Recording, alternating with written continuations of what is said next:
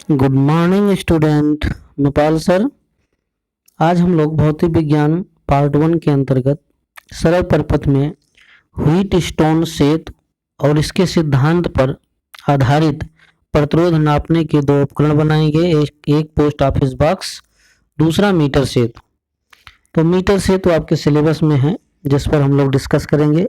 तो सबसे पहले देखते हैं व्हीट स्टोन सेतु क्या है। व्हीट स्टोन सेतु के बारे में पिछली कक्षाओं में आपको बताया गया है, वही लिखा है, पुनः लिख लीजिए कॉपी में ना लिखे हो तो।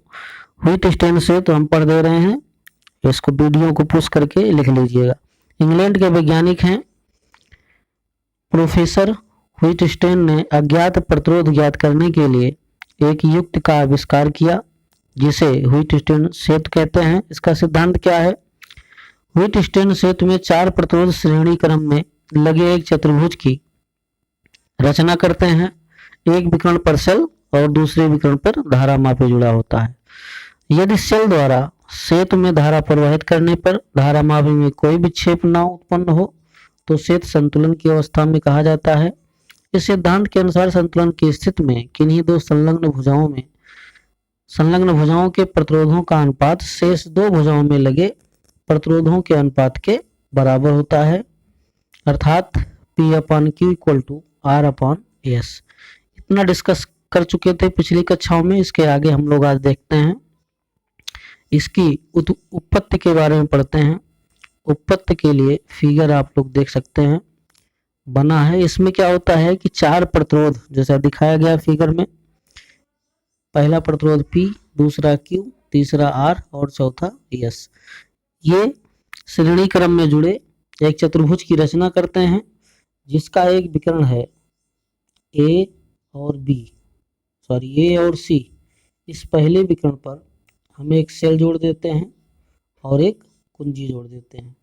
दूसरे विकर्ण BD में एक गैल्वेनोमीटर और एक अन्य कुंजी जोड़ देते हैं। जब सेल द्वारा आई धारा A बिंदु पर पहुंचती है तो इसके दो मार्ग मिलता है, एक AB डायरेक्शन में, दूसरा AD डायरेक्शन में। सपोज करते हैं AB डायरेक्शन में I1 धारा और AD डायरेक्शन में I2 धारा गया। यदि सेतु संतुलन की अवस्था में है तो हमने बताया था कि इसके विकर्ण BD से होकर कोई धारा नहीं बहेगा, तब यही I1 धारा BC से होकर और I2 धारा DC से होकर निकल जाएगा और C बिंदु पर पुनः ये धारा I प्राप्त होगा, जो बाह्य प्रपथ में बहने लगेगा। तो इस प्रकार आपने फिगर देखा। इसके आगे हम देखते हैं उत्पत्ति के बारे में। उत्पत्ति में आप देख रहे हैं लिखा है कि माना सेतु ABCD संतुलन की स्थिति में है। फिगर आप पुनः देखिए, ABCD संतुलन की स्थिति में है। तब यहाँ पे हम किरचॉफ का नियम लगाएंगे। दो हमको पाथ मिल रहा है, एक पाथ हमको मिल रहा है, आप देख रहे हैं ये पहला है ABDA, दूसरा है BCDB। इन दोनों बंद पासों में हम किरचॉफ का सेकंड नियम लगाएंगे। तो बंद पास सबसे पहले देखते हैं ABDA में किरचॉफ का द्वितीय नियम लगाने पर। किरचॉफ का द्वितीय नियम क्या है? धारा और उसके संगत प्रतिरोधों का गुणनफल विद्युत वाहक बलों के योगफल के बराबर होता है। तो जरा फिगर देखिए, P प्रतिरोध में धारा आपका I1 है, संगत प्रतिरोध I1 है, P प्रतिरोध में धारा I1 है, तो धारा और प्रतिरोध का गुणनफल क्या होगा? I1 गुणे P माइनस अपोजिट डायरेक्शन है I2 गुणे R, that is equal to क्या हो जाएगा? 0। इसी को पक्षांतर करेंगे तो I1P बराबर लिख सकते हैं I2R। समीकरण 1 बनेगा। इसके आगे दूसरा बंद पास लेंगे BCDB में। यहाँ पे क्या होगा? I1Q minus I2S। फिगर देख सकते हैं, I1Q minus I2S that is equal to 0। वही लिखा है आगे, देख सकते हैं I1Q minus I2S equal to 0 या I1Q बराबर I2S। इन दोनों समीकरणों को भाग कर दीजिए तो हो जाएगा I1P बटे I1Q that is equal to I2R upon I2S, जिसमें I1 कैंसिल, I2 कैंसिल, बचेगा क्या, P अपान क्यू बराबर R बटे एस। यही हमारा व्हीटस्टीन सेतु का फार्मूला है, जिसकी सहायता से यदि 3 प्रतिरोध मालूम हो तो चौथा प्रतिरोध हम ज्ञात कर सकते हैं। चलिए आगे बढ़ते हैं।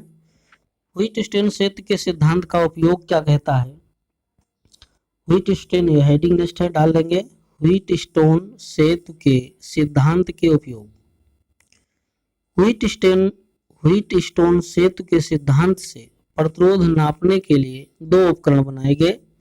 पहला आपका पोस्ट ऑफिस बॉक्स, दूसरा आपका मीटर सेतु। जैसा हमने बताया पोस्ट ऑफिस बॉक्स सिलेबस नहीं है, मीटर सेतु है आपका, तो हम लोग मीटर सेतु पर डिस्कस करते हैं। इसके लिए पहले हम फिगर देखते हैं। फिगर कॉपी में बना लेंगे। इसमें होता क्या है कि सबसे पहले हम 1 मीटर अर्थात 100 सेंटीमीटर लंबाई का एक मैग्नीन का तार लेते हैं, जिसके ए सिरे और सी सिरे पर यल आकार की 2 पत्तियां धातु की जुड़ी रहती हैं। बीच में कुछ रिक्त स्थान छोड़कर एक अन्य धातु की पट्टी जुड़ी रहती है, जिसमें ये डॉट डॉट दिखाया गया है, पेंच लगे रहते हैं तारों को जोड़ने के लिए। अब करते क्या हैं, जिस प्रतिरोध को हमको ज्ञात करना है उसको, जैसे यस को ज्ञात करना है तो यस को जो है इन दोनों पत्तियों के बीच जोड़ दिया गया, और दूसरे गैप के बीच एक ज्ञात प्रतिरोध बॉक्स जोड़ देते हैं, जिसमें विभिन्न ओम के प्रतिरोध लगे रहते हैं, जिसे आवश्यकता अनुसार हम प्रतिरोध का मान घटा बढ़ा सकते हैं। बाह्य परपथ में इस उपकरण को हम एक सेल द्वारा, एक धारा नियंत्रक द्वारा और एक कुंजी द्वारा जोड़ देते हैं। तो इस फिगर को बना लेंगे आप वीडियो पुश करके। आगे हम लोग बढ़ते हैं। इसके आगे देखते हैं, लिखा है कि मीटर सेतु चित्र में दिखाया गया है। इसमें एसी एक मीटर लंबा मैग्नीन का तार होता है, जो लकड़ी के आधार पर मीटर पैमाने के सहारे कसा होता है। तार के सिरे एसी 2 यल आकार में मुड़ी हुई तांबे की पत्तियां होती हैं, जैसा बताया गया। इन पत्तियों के बीच में दोनों ओर कुछ रिक्त स्थान होता है। कुछ रिक्त स्थान छोड़कर एक तीसरी पट्टी होती है तांबे की, जरा देखते हैं। तांबे की पत्ती लगी होती है, जिन पर संबंध पेच, जैसा बताया गया, संबंध पेच लगा रहता है। बीच वाले पेच डी को एक संयुक्त धारा मापी जी से जोड़कर सर्पी कुंजी बी से जोड़ देते हैं, जिसको तार पर खिसकाया जा सकता है। फिगर में देख लेंगे, बना है। अब हम प्रतिरोध कैसे ज्ञात करते हैं। Determination of resistance.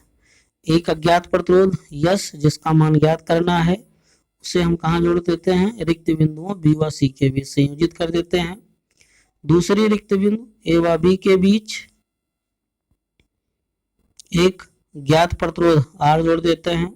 माना सर्पी कुंजी को एक तार के सहारे खिसकाकर ऐसी स्थिति प्राप्त कर लेते हैं कि कुंजी को तार पर दबाने से धारामापी में कोई विक्षेप ना उत्पन्न हो। तब तार के दोनों भागों ए बी व बी सी की लंबाइयां मीटर पैमाने में पढ़ लेते हैं।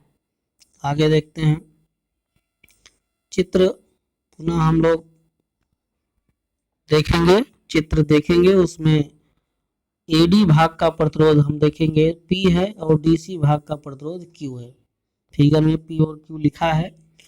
तब हम जानते हैं पी बराबर होता है रो इंटू एल अपान ए, जहाँ ए क्षेत्रफल है, एल लंबाई है। पी भाग के लिए हो जाएगा, तो क्यू भाग के लिए क्या हो जाएगा, rho into 100 minus L upon A. दोनों को डिवाइड करेंगे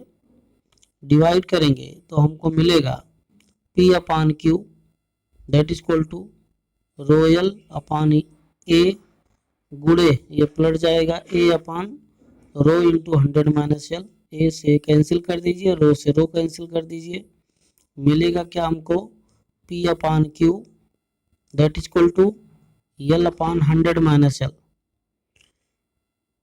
व्हीटस्टीन सेतु का सिद्धांत क्या कहता है, P upon Q equal to R upon S होता है, ये लिखा है। तब P अपान क्यू की वैल्यू ऊपर निकाले हैं, रख देंगे इसी में। R upon S equal to L upon 100 minus L. यहाँ से यस की वैल्यू निकालेंगे, यस इक्वल टू क्या मिलेगा, R गुणे 100 माइनस एल अपान एल। इस प्रकार देखा आपने कि इस सूत्र की सहायता से हम अज्ञात प्रतिरोध का मान ज्ञात कर सकते हैं। ये आपका प्रैक्टिकल भी है, प्रैक्टिकल कॉपी में भी लिखना है आपको। प्रैक्टिकल कैसे करेंगे ये लैब में बताया जाएगा। और आगे इस सूत्र से अज्ञात प्रतिरोध का मान ज्ञात कर लेते हैं। चलिए नेक्स्ट क्लास में हम लोग धारा नियंत्रक के बारे में पढ़ेंगे। धन्यवाद।